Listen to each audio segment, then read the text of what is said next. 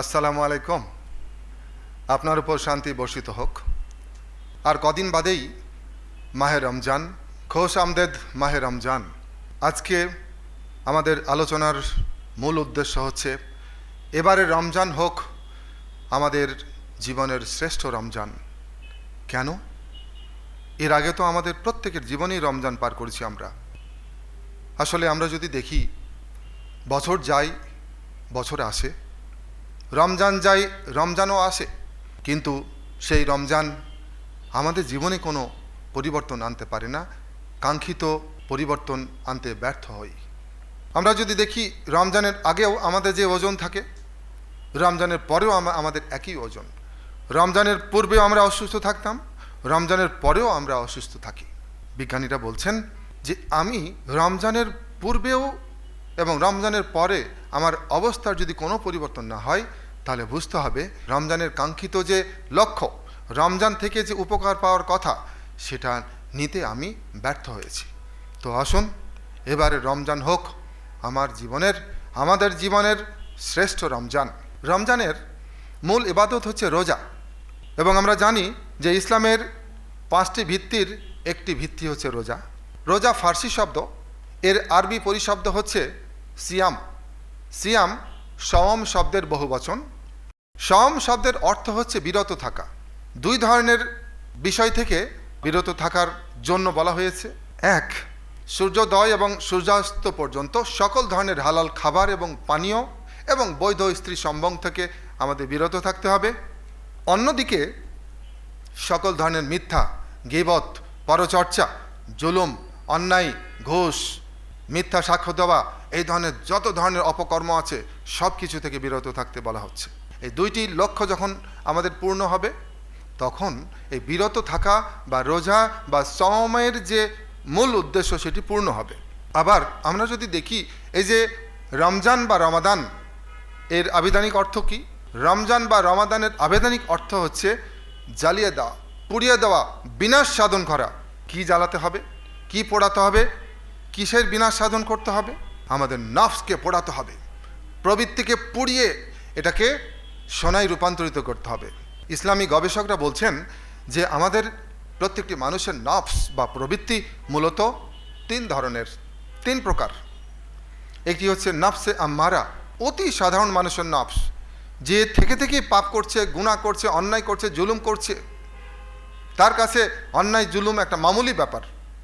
এটি হচ্ছে নফসে আম্মারা, অর্থাৎ তার নফস তাকে এই কাজ করতে সবসময় উদ্বুদ্ধ করছে। দ্বিতীয় আরেকটি ধরনের নফস হচ্ছে নফসে লাওয়ামা। কিছু মানুষ আছে, কখনো সে ভালো কাজ করছে, মাঝে মাঝে হঠাৎ করে খারাপ কাজ করে ফেলছে, নিয়ন্ত্রণ আছে আবার নিয়ন্ত্রণ পুরো নাই। এটি হচ্ছে নফসে লাওয়ামা। আর তৃতীয় প্রকার নফস হচ্ছে নফসে মুতমাইন্না, অত্যন্ত ভালো মানুষের নফস, সমর্পিত মানুষের নফস, নিয়ন্ত্রিত মানুষের নফস, একজন বুজুর্গ মানুষের নফস। এই যে প্রতিনিয়ত আমরা অন্যায় করছি, জুলুম করছি, মাত্রা ছাড়া খাওয়া দাওয়া করছি, মাত্রা ছাড়া অখাদ্য কুখাদ্য খেয়ে আমরা আমাদের শরীরের প্রতি জুলুম করছি। ফলাফল স্থূলতা, অবেসিটি, ডায়াবেটিস, হৃদরোগ, উচ্চ রক্তচাপ, স্ট্রোক, ফ্যাটি লিভার, এই সবগুলো হচ্ছে শরীরের প্রতি জুলুম, আমার নিজের প্রতি জুলুম। কেন? আমাদের অধিকাংশ মানুষের নফস, হয় আমরা নফসে আম্মারা অথবা নফসে লাওয়ামায় উঠানামা করছি। এই নফস আমাকে নিয়ন্ত্রণ করছে, নফস আমার কথা শোনে না। রমজান হচ্ছে এই নফসে আম্মার এবং নফসে লাওয়ামাকে পুড়িয়ে বিনাশ করে নফসে মুতমাইন্না নিয়ে যাওয়ার একটি সুযোগ, একটি ট্রেনিং, একটা বড় ধরনের পথ। আমরা বলে থাকি, আমরা শুনে থাকি যে রমজান হচ্ছে আত্মশুদ্ধির মাস। কিভাবে, কেন? আমরা যদি দেখি যে মহান সৃষ্টিকর্তা তার আসমানি গ্রন্থ কোরআন শরীফে কি বলছেন? সূরা বাকারার 183-184 নম্বর আয়াতে তিনি কি বলছেন দেখেন। তিনি বলছেন, হে বিশ্বাসীগণ, তোমাদের ওপর রোজা ফরজ করা হয়েছে যেমন করা হয়েছিল তোমাদের পূর্বসূরীদের উপর, যাতে তোমরা আল্লাহ সচেতন থাকতে পারো। এরপর তিনি বলছেন, তবে রোজা রাখা তোমাদের জন্য সবচেয়ে বেশি কল্যাণের, যদি তোমরা জানতে। কি কল্যাণের? শুধু বেহেশতে যাওয়ার জন্য না, এহকালেও পৃথিবীতেও রোজা থেকে যেন আমরা উপকৃত হতে পারি, রোজা থেকে নিজেকে পরিশুদ্ধ করে আমরা সুস্থ হতে পারি, সেই দিকে তিনি ইঙ্গিত করছেন। আপনি দেখুন মহানবী সাল্লাল্লাহু আলাইহি ওয়াসাল্লাম কি বলছেন। তিনি বলছেন যে রোজা রাখো যাতে তোমরা সুস্থ থাকতে পারো। তার মানে রোজা বা রমজানের 30 দিনের রোজা এমন একটি ট্রেনিং, এমন একটা প্রশিক্ষণ, এমন একটা সুযোগ যার মধ্য দিয়ে আপনি সুস্থতা অর্জন করবেন। তিনি আরেক জায়গায় কি বলছেন দেখেন, সব কিছুর জন্যই জাকাত বা শুদ্ধি প্রক্রিয়া রয়েছে, শরীরে জাকাত হচ্ছে রোজা। রমজান আসলো, রমজান চলে গেল, 30টি রোজা আমি রাখলামও, 30টি রোজার পরেও আমার ওজনের একটুও কম বেশি হলো না, এইটুকু খোলা চোখে বলে দেওয়া যায় রোজা থেকে আমি কোনো কিছু ফায়দা নিতে পারলাম না, আমি ব্যর্থ হয়েছি রোজার মূল উদ্দেশ্য অর্জন করতে। বিজ্ঞান কি বলে? সর্বপ্রথম 1994 সালে মরক্কোর ক্যাসাব্লাঙ্কা শহরে সারা বিশ্ব থেকে বিজ্ঞানীরা একত্রিত হয়ে 50টিরও বেশি বৈজ্ঞানিক গবেষণাপত্র তারা উপস্থাপন করেন। সেই সম্মেলনের নাম ছিল হেলথ অ্যান্ড রামাদান, সুস্থতা এবং রমজান। সেই সেমিনারে বক্তারা বলেন রমজানের 30টি রোজা আমাদের শরীরের জন্য একটা বিশাল অপরচুনিটি, একটা বিশাল সুযোগ। তারা এইভাবে তুলনা করে বলছেন যে একটা মেশিন, একটা জটিল মেশিন, একটা কমপ্লিকেটেড মেশিনকে যদি আপনি সারা বছর তার থেকে পূর্ণ সার্ভিস চান, তাহলে অবশ্যই মাঝে মাঝে তাকে কিছু সময়ের জন্য হলেও তাকে বিশ্রামে রাখতে হবে। তো আমাদের শরীরটাও একটা মেশিন, এর মধ্যে অসংখ্য গুরুত্বপূর্ণ যন্ত্র রয়েছে, হার্ট, লাং, লিভার, স্প্লিন, কিডনি, মস্তিষ্ক, পরিপাকতন্ত্র, এন্ডোক্রাইন গ্ল্যান্ড, কত ধরনের হাড্ডি। এইসব মেশিনপত্র থেকে যদি আপনি সারা বছর পুরো সার্ভিস চান, তাহলে তাকে বছরের একটি মাস বিশ্রাম দিতে হবে। তাহলে বাকি 11টা মাস সে পূর্ণ উদ্যমে কাজ করে আপনাকে পূর্ণ সাপোর্ট দিতে পারবে, আপনি তার থেকে পুরো আউটপুট পাবেন। বিজ্ঞানীরা বলছেন যে আপনি যদি সঠিক পদ্ধতিতে রোজা রাখতে পারেন তাহলে অবশ্যই আপনার বাড়তি ওজন কমবে, বাড়তি ওজন ঝেড়ে ফেলে আপনি একজন স্লিম স্মার্ট মানুষের রূপান্তরিত হবেন, পরিণত হবেন। আর যদি রোজার পরেও আপনার বাড়তি ওজন থেকে যায়, এইটুকু পরিষ্কারভাবে বলা যায় যে যে পদ্ধতিতে রোজা রাখার কথা ছিল সেই পদ্ধতিতে আপনি রোজা রাখতে পারেন নাই, রোজা রাখা হয় নাই, ফলে আপনি আপনার ওজন কমাতে ব্যর্থ হয়েছেন। আমেরিকার সরকারি সংস্থা National Institute of Health NIH, এরই একটি শাখা হচ্ছে National Institute on Aging. National Institute on এজিংয়ের প্রখ্যাত নিউরোসায়েন্টিস্ট ডক্টর মার্ক ম্যাটসন এবং তার সহযোগীরা দীর্ঘ গবেষণা করেন ফাস্টিং নিয়ে। এরপর তারা পাবলিশ করেন এর ফলাফল। সেখানে তারা পরিষ্কার করে বলছেন যে একজন মানুষ যদি মাঝে মাঝেই ফাস্টিং থাকে, নিজেকে সকল ধরনের খাবার এবং পানীয় থেকে বিরত রাখে, তবে তিনি তার ব্রেনের যে এজিং, এই ব্রেনের এজিংটাকে প্রতিরোধ করতে পারবেন, ব্রেনকে বুড়িয়ে যাওয়া থেকে তাকে রক্ষা করতে পারবেন। এবং বৃদ্ধ বয়সে যে রোগগুলো এখন খুব দেখা যাচ্ছে, বৃদ্ধ বয়সে এসে আমাদের স্মৃতিভ্রষ্ট হয়ে যাচ্ছে, এবং যেসব রোগগুলোতে স্মৃতি হারিয়ে যাচ্ছে সেই রোগগুলোকে বলা অ্যালঝেইমার্স, ডিমেনশিয়া, হান্টিংটন বা পার্কিনসনের মতো রোগগুলো আপনি প্রতিরোধ করতে পারবেন। বিজ্ঞানীরা বলছেন আমাদের রক্তে নানান রকম বর্জ্য পদার্থ, টক্সিন এবং ক্ষতিকর পদার্থ ঘুরে বেড়ায়। এই রক্তকে পরিশোধন করার সবচেয়ে বড় অস্ত্র হচ্ছে ফাস্টিং অর্থাৎ রোজা। আমাদের শরীরে 30 ট্রিলিয়ন সেল বা কোষ আছে। এই কোষের ভিতরে প্রতিনিয়ত নানান রকম গুরুত্বপূর্ণ উপাদান তৈরি হচ্ছে বিপাক ক্রিয়ার ফলে এবং নানান ক্রিয়া বিক্রিয়ার ফলে। শক্তি তৈরি হচ্ছে, হরমোন তৈরি হচ্ছে, এনজাইম তৈরি হচ্ছে, এবং এগুলো তৈরির পাশাপাশি কিছু বর্জ্য পদার্থ বা টক্সিন তৈরি হচ্ছে। এবং এই সব বর্জ্য পদার্থ বা টক্সিন দূর করার অন্যতম প্রধান উপায় হচ্ছে ফাস্টিং বা রোজা। এবং এটা নিয়ে গবেষণা করে যিনি নোবেল প্রাইজ পান তিনি হচ্ছেন ডক্টর ইউসুনোরি ওসুমি। তিনি সহ অন্য বিজ্ঞানীরা এটার নাম দিয়েছেন অটোফেজি। অটোফেজি যখন 12 ঘন্টা থেকে 16 ঘন্টা হবে এটি চমৎকার কাজ করবে। এটি যখন 18 ঘন্টা, 20 ঘন্টা, 22 ঘন্টা, 24 ঘন্টা হবে, এক্সেলেন্ট। আমরা জানি টাইপ 2 ডায়াবেটিসের মূল কারণ হচ্ছে ইনসুলিন রেজিস্ট্যান্স, এবং সম্প্রতি দুটো গবেষণা বলছে যে টাইপ 2 ডায়াবেটিস রিভার্স করতে চাইলে সপ্তাহে অন্তত 3 দিন 24 ঘন্টার ফাস্টিং করতে হবে। 24 ঘন্টার ফাস্টিং কেউ যদি সপ্তাহে 3 দিন করে কিছুদিন করে, তবে তিনি টাইপ 2 ডায়াবেটিস নিরাময় করতে সক্ষম হবেন এবং সেই সময় তার স্থূলতাও তার শরীর থেকে চলে যাবে। বিজ্ঞানীরা বলছেন মাঝে মাঝে রোজা, উপবাস বা ফাস্টিং একজন মানুষের আয়ুষ্কাল বৃদ্ধি করে, তাকে দীর্ঘজীবী করে। এই যে দেখেন না, হযরত শাহজালাল রহমতুল্লাহ আলাইহি তিনি 150 বছর জীবিত ছিলেন। তিনি স্বল্পাহারী ছিলেন এবং প্রায় রোজা রাখতেন, দিনে একবেলা খেতেন। এই যে ঢাকা থেকে কাছে সোনারগাঁওয়ে ছিলেন বাবা লোকনাথ ব্রহ্মচারী, 160 বছর বেঁচে ছিলেন, তিনিও স্বল্পাহারী ছিলেন এবং প্রায় উপবাস করতেন। আমাদের প্রিয় মহানবী সাল্লাল্লাহু আলাইহি ওয়াসাল্লাম সপ্তাহে 2 দিন রোজা রাখতেন, সোমবার এবং বৃহস্পতিবার। এছাড়াও তিনি প্রতি চান্দ্র মাসের 13, 14, 15 তারিখে রোজা রাখতেন। ইবনে সিনা জগৎ বিখ্যাত চিকিৎসক, মধ্যযুগের এই বিখ্যাত চিকিৎসকের কাছে ক্রনিক ডিজিজ নিয়ে কেউ আসলে তিনি তার এই ক্রনিক রোগ নিরাময়ের জন্য 3 সপ্তাহের ক্রমাগত রোজা বা ফাস্টিংয়ের পরামর্শ দিতেন। এখন একটা গুরুত্বপূর্ণ প্রশ্ন চলে আসতে পারে, বয়স আমার 40, গত 30, 40, 50 বছর ধরে আমি রোজা রাখছি, প্রত্যেক বছর 30টা করে আমি রোজা রাখছি, তাহলে আমি কেন এসব উপকার পাচ্ছি না? রোজা তো আমি প্রত্যেক বছর রাখছি। উত্তর খুব সহজ। হযরত শাহজালাল রহমতুল্লাহ আলাইহি যে পদ্ধতিতে রোজা রাখতেন, ইবনে সিনা যে পদ্ধতিতে রোজা রাখার জন্য তার রোগীদের পরামর্শ দিতেন, বা মহানবী সাল্লাল্লাহু আলাইহি ওয়াসাল্লাম যে পদ্ধতিতে রোজা রাখতেন, আমাদের সম্ভবত সেই পদ্ধতিতে রোজা রাখা হচ্ছে না। অতএব আমরা যদি রোজা থেকে উপকার পেতে চাই, তাহলে আমাদেরকে তাদের মতো করে রোজা রাখতে হবে, তাদের মতো করে ইফতার করতে হবে, তাদের মতো সেহরি করতে হবে। তবেই আত্মশুদ্ধির যে লক্ষ্য, সেই লক্ষ্য আমরা পূর্ণ করতে পারবো। তো চলুন আমরা এখন চলে যাই কি পদ্ধতিতে সেহরি এবং ইফতার করলে আমরা রোজার পূর্ণ লক্ষ্য অর্জন করতে সক্ষম হব। প্রথমে চলে আসে সেহরি। সেহরিতে উঠে আমাদের প্রথম মনে হয়, ওরে সর্বনাশ, সারাদিন কিছু খাবো না, একটু বেশি করে খেয়ে নিই, নাহলে না জানি কত কষ্ট হবে। অতএব গলা পর্যন্ত আমরা খেয়ে ফেলি। ভাত বা রুটি, সাথে প্রচুর শাক সবজি থাকে, মাছ মাংস থাকে, ডিম থাকে, এটা সেটা থাকে, ভাজা পোড়া থাকে। শরীরের প্রথম কষ্ট শুরু করলেন আপনি এই পুরো ক্ষতিকর খাবার দিয়ে। তো সেহরিতে কি করবেন? সেহরিতে আপনি এমন খাবার খাবেন যেন সারাদিন আপনি ঝরঝরে থাকতে পারেন, তরতরে থাকতে পারেন এবং প্রাণবন্ত থাকেন।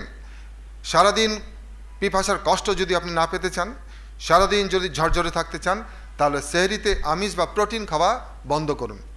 মাছ মাংস ডিম বন্ধ রাখুন, খাবেন এগুলো ইফতারে খাবেন। তাহলে কি খাবেন সেহরিতে? এবং সেহরিতে আর কি বর্জন করবেন? কোনো রকম ভাজা পোড়া খাবার, ফাস্ট ফুড এগুলো খাবেন না। তাহলে সেহরিতে আমরা কি খাবো? খুব হালকা খাবার, স্টোমাকের জন্য সফট, দেহের জন্য সফট এবং আপনার জন্য হেলদি। কি খাবার? আপনি অল্প একটু ভাত নেন এবং সবজি নেন, ব্যাস। তারপর পানি পান করুন, হয়ে গেল আপনার সেহরি। অথবা আপনি 2-3টা খেজুর নিন, 1টা বা 2টো কলা নিন, ব্যাস। তারপর পর্যাপ্ত পানি পান করুন। অথবা 1 মুঠ বা 2 মুঠ চিড়া ভিজিয়ে রাখুন, ওর সাথে টক দই দিয়ে, খেজুরের গুড় দিয়ে মিশিয়ে চমৎকারভাবে চিড়া টক দই খেয়ে ফেলুন। সারা বছর যেন আমার ইমিউন সিস্টেম তরতাজা থাকে, ভাইরাস সংক্রমণ প্রতিরোধ যেন করতে পারি, সেই জন্য সেহরিতে প্রত্যেক রাত্রে কাঁচা রসুনের 1 কোয়া কাঁচা রসুন এবং আধা চা চামচ কালো জিরা খাবারের সাথে মিশিয়ে চিবিয়ে খেয়ে ফেলুন। আর পর্যাপ্ত পানি পান করুন সাথে। আর আপনার যদি অনেক ওজন বেশি থাকে, আপনার যদি টাইপ 2 ডায়াবেটিস থাকে, তাহলে আপনি কি করতে পারেন? একটু আগে আমরা বলছিলাম যে 24 ঘন্টার ফাস্টিং আপনি রাখতে পারেন, সপ্তাহে 3 দিন। তাহলে পুরো রমজান জুড়ে আপনি 12 থেকে 14 দিন আপনি 24 ঘন্টার ফাস্টিং। কিভাবে? সেই ক্ষেত্রে আপনি সেহরি করবেন শুধু পানি দিয়ে, পর্যাপ্ত পানি পান করবেন, এটাই হলো আপনার জন্য সেহরি। আবার ইফতার পরের দিন আবার ভোররাত্রে পানি, আবার ইফতার। এই 24 ঘন্টা ফাস্টিং সপ্তাহে 3 দিন, পরপর 3 দিন, আবার 4 দিন নর্মাল সেহরি ইফতার, আবার পরপর 3 দিন 24 ঘন্টার ফাস্টিং। সম্প্রতি 2টি গবেষণা বলছে যে সপ্তাহে 3 দিন 24 ঘন্টার ফাস্টিং আপনার ইনসুলিন রেজিস্ট্যান্স রিভার্স করে আপনাকে টাইপ 2 ডায়াবেটিস নিরাময় করতে সক্ষম হবে। গেল সেহরি। এখন ইফতারে কি খাবেন? ইফতারের কথা মনে হলে আমাদের মনটা আনন্দে ভরে ওঠে। আহ, কি চমৎকার, কি চমৎকার প্লেট ভর্তি খাবার। আহা, মুড়ি, চানাচুর, ছোলা ভাজা, বেগুনি, পেঁয়াজু, চপ, চিকেন ফ্রাই, আহা jalebi, all these are dead food and all these are not food. এইসব মৃত খাবার, তৈলাক্ত, চর্বিযুক্ত, ট্রান্সফ্যাটযুক্ত খাবার আপনার শরীরের জন্য মারাত্মক ক্ষতিকর। আপনি 12 ঘন্টা, 14 ঘন্টা, 16 ঘন্টা স্টোমাককে খাবার থেকে বিরত রেখেছেন। সে একটা নিজেকে পুনর্গঠন প্রক্রিয়ায় লিপ্ত করে, সে নিজেকে তৈরি করছে যেন সে সারা বছর আপনাকে ভালো সার্ভিস দেয়। 12 ঘন্টা, 14 ঘন্টা আপনি পরই তাকে কী করলেন, এইরকম অবৈজ্ঞানিক এবং চর্বিযুক্ত, ভাজা পোড়া যুক্ত এবং ট্রান্সফ্যাটযুক্ত খাবার দিলেন। তাকে কি দিলেন? এই রকম ভাজা পোড়া খাবার। তাকে দিলেন আপনি হালিম। স্টোমাকের আপনি 12টা বাজা দিলেন, আপনার পরিপাকতন্ত্রের বিশ্রাম হলো না। এই পরিপাকতন্ত্র রমজানের পূর্বেও যেরকম ছিল, সে রমজানের মধ্যেও একই রকম অবস্থায় পড়ে গেল। ফলে সে আপনার জন্য কখনোই সার্ভিস দিতে পারবে না। অতএব রমজানে এই যে হালিম, ফাস্টফুড, এই জাতীয় খাবার থেকে আপনি বিরত থাকবেন। আর কি করবেন? ইফতার উৎসবে মত্ত হবেন না। রমজানের মূল উদ্দেশ্য হচ্ছে আত্মশুদ্ধি। আপনি যদি ইফতার পার্টিতে সেই রকম আনলিমিটেড ইফতার খান, এইটুকু বলে দিতে পারি যে রমজানের মধ্যেই আপনি আগের থেকে আরও অসুস্থ হবেন। এমনকি আপনার হার্ট অ্যাটাক হয়ে যেতে পারে, স্ট্রোক হয়ে যেতে পারে, ওজন আপনার আরও বাড়বে। কারণ এইসব তৈলাক্ত চর্বিযুক্ত খাবারে প্রচুর ক্যালোরি থাকে। আর নতুন একটা শুরু হয়েছে সেহরি পার্টি। সেহরি পার্টিকে আমরা এইভাবে বলতে পারি, এটি হচ্ছে রমজানের সাথে মশকরা, এটি হচ্ছে রোজার সাথে মশকরা করা। বাড়ির পুরো পরিবারের ছেলে মেয়ে স্ত্রী পুত্রদের নিয়ে চলে গেলাম কি ভোররাত্রে রেস্টুরেন্টে, পার্টিতে। এটা কোনো কথা হলো? তো রমজানের মূল সুর থেকে যেন আমরা দূরে সরে না যাই, সেই জন্য দয়া করে সেহরি পার্টি থেকে দূরে থাকুন। তাহলে আমরা ইফতারে কী খাবো? Very simple. আপনার 12, 14, 16 ঘন্টা আপনার স্টোমাক রেস্টে আছে, খুব সফট, খুব গুরুত্বপূর্ণ, এবং যে খাবারটি আমাদের প্রিয় নবী খেয়ে রোজা ভাঙতেন, ইফতার করতেন, সেটি হচ্ছে খেজুর। 2 থেকে 3টা খেজুর নিন এবং 1 থেকে 2 গ্লাস পানি পান করুন, ব্যাস ফাইন, ফার্স্ট ক্লাস একটা ইফতার হয়ে গেল। এটি হচ্ছে ইফতার। খেজুর আপনাকে পূর্ণ এনার্জি সাপ্লাই দিবে। কিভাবে?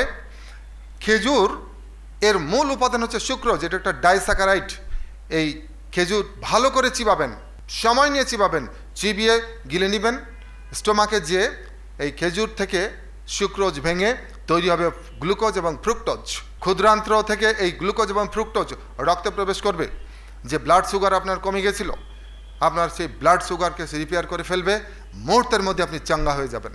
যে চাঙ্গা হওয়ার জন্য এর আগে আমরা শরবত খেতাম, চিনির শরবত, গুড়ের শরবত, এই শরবত, ওই শরবত, কোনো শরবত খাওয়ার প্রয়োজন নাই। 2 থেকে 3টি খেজুর, সাথে পর্যাপ্ত পানি পান করুন, নামাজে চলে যান। এরপর নামাজ থেকে ফিরে এসে রাতের খাবার খেয়ে ফেলুন, ব্যাস।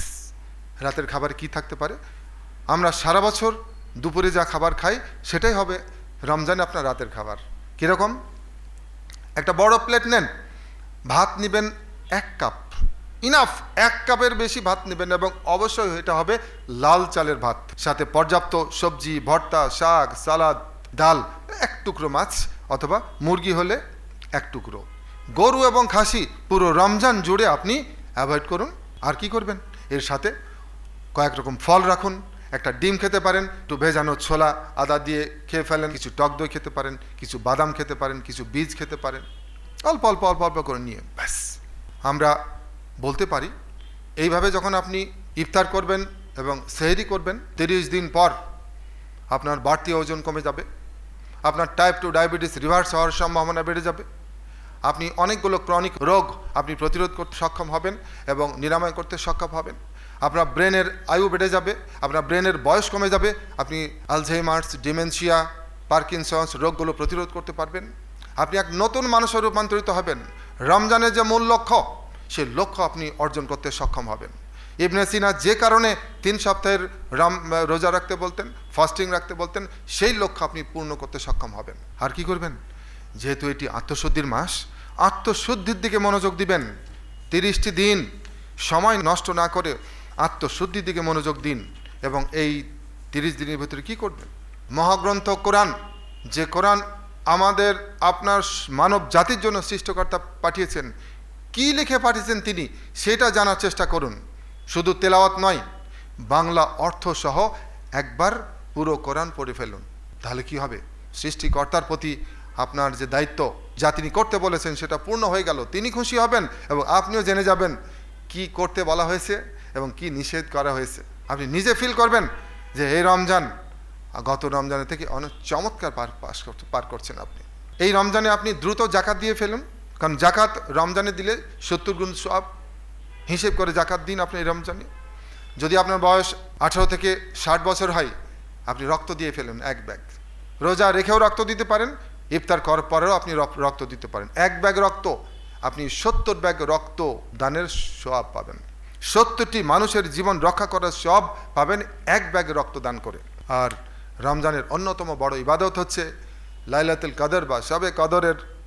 কারণ শবে কদরে কোরআন শরীফ নাজিল হয়েছিল। শবে কদরের ইবাদতে মশগুল থাকুন যদি সুযোগ থাকে। আর সৃষ্টির সেবায় আপনি দান করুন এই রমজানে। নবীজি সাল্লাল্লাহু আলাইহি ওয়াসাল্লাম রমজানে বেশি বেশি দান করতেন। আমরাও যেন রমজানে বেশি বেশি দান করি অন্য মাসের তুলনায়। আর কি করবেন? ডিজিটাল ফাস্টিং করুন। আমাদের জীবন হয়ে গেছে এখন স্ক্রিন নির্ভর। কথায় কথায় মুহূর্তে মুহূর্তে আমরা এখন স্ক্রিনের দিকে তাকিয়ে থাকি, মোবাইলের স্ক্রিনে। এই 30টি দিন আপনি সংযমের পরিচয় দিন, এই ডিজিটাল স্ক্রিন থেকে দূরে থাকুন। তাহলে রমজানের যে মূল উদ্দেশ্য এটা আপনি অর্জন করতে সক্ষম হবেন। 30 দিন পর ঈদের দিন আপনার এই অনুভূতি হবে যে ইয়েস, এই রমজান আমার জীবনের শ্রেষ্ঠ রমজানে পরিণত হয়েছে। এবং রমজানের পরে দেখবেন আপনি চমৎকার ঝরঝরে প্রাণবন্ত একটা আনন্দময় জীবন লাভ করবেন। আপনি ধীরে ধীরে সুস্থ কর্মময় দীর্ঘ জীবনের দিকে এগিয়ে যাবেন। তো আমরা অগ্রিম মাহে রমজানকে স্বাগত জানাই এবং আপনাদের সবাইকেই বিজ্ঞানসম্মতভাবে পুষ্টিবিদদের পরামর্শ অনুযায়ী সেহরি এবং ইফতার গ্রহণ করার জন্য আহ্বান জানাচ্ছি। তো সবাই ভালো থাকুন। খোদা হাফেজ। আসসালামু আলাইকুম।